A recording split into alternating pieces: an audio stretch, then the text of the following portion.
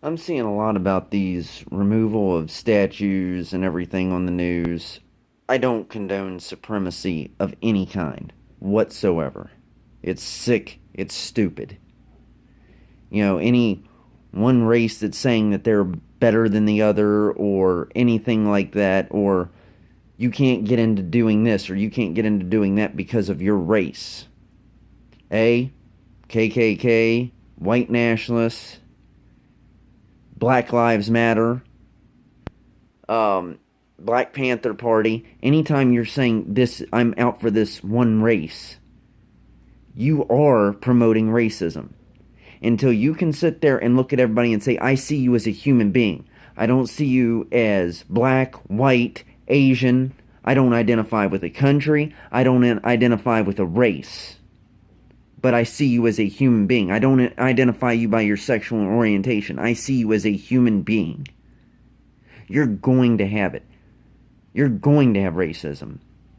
And removing these statues, you're teaching nobody anything. You're trying to erase history. And you're saying, well, hell, children have history books. My children come home and I see their history books and it's watered down. I'm glad that I had some good teachers that got me into it and taught me right. Because I see nowadays where they water it down, they try and say this, this, and this about, the Union, the Confederacy, and they're not teaching it right. If your kids want to learn, pull a book from your time frame when you grew up. Show them. This is why. Take them to that statue. Take them to a statue of Robert E. Lee and say, okay, son, daughter, Robert E. Lee fought for the Confederacy. A, he was against slavery, but B, he did not want to betray his home state of Virginia.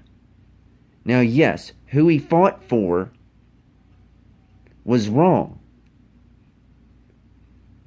You do not condone slavery, but he was not a bad man. I want you to take this and I want you to learn from it. Here's everything about him.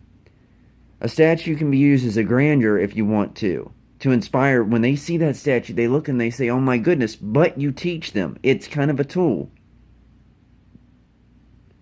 And if you want to say bad things about Robert E. Lee, then you need to take them to a statue of General Sherman.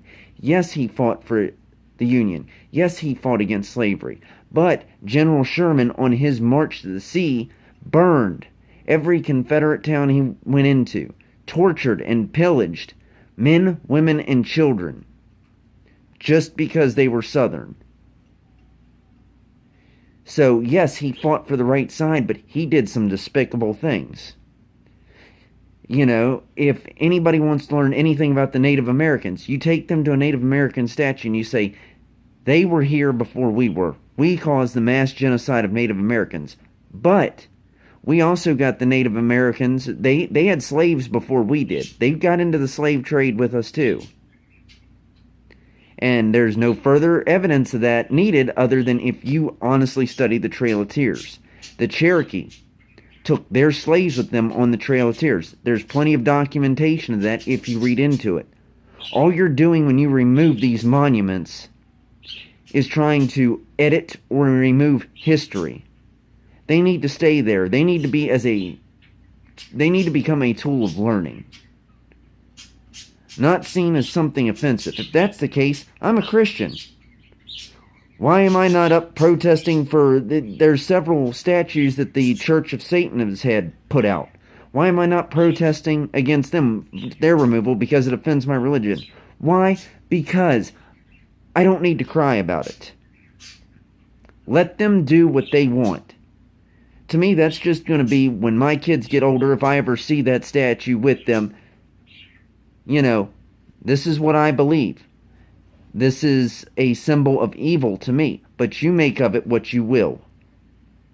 This is why I believe it's wrong. I don't need them to remove it. And, history needs to be taught right. You don't need to remove things just because it offends you, because then you're trying to edit history, and you're promoting further divide. There may be somebody out there who hate supremacy, like me, of all kinds, but they're all for preserving history. You take somebody that hates any kind of racial bigotry, but they're a history buff, and you go and remove these statues, that's when you bring them into it. You create a new kind of intolerance and hatred there. It needs to stop. We just need to say, this is in the past. Let's learn from it. You know, if anybody knew anything about Abraham Lincoln, they would know that the reason he originally got in the war is because he would lose too much money if the South seceded. No, he didn't like slavery, but he also did not see... He also had an air of inferiority as far as white on black. If anybody knew anything about him, they would know he was not the nicest person in the world either. We need to learn from it and not destroy it. I hate supremacists, I hate bigotry, I hate racism. But I am a history buff. Do not try and destroy or water down history just because it offends you. Learn from it. Teach your children about it. Teach them this is what was good, this is what was bad. Slavery was bad. Racism is bad. Use that statue or that as a tool to teach them. Don't remove it. Leave the battlefields, leave the statues alone. That's part of history. If you want to remove things just because it had something to do with slavery, then we need to tear down the pyramids in Egypt. They were built by slaves. You need to tear down the Colosseum in Rome because it was built by slaves, and they used slaves as gladiators to fight and kill each other.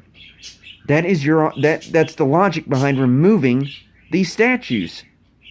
You could go all over the world, and you would have to pick up and remove everything that had anything to do with it, instead of learning from it, instead of it being a piece of history. We're on the wrong road here.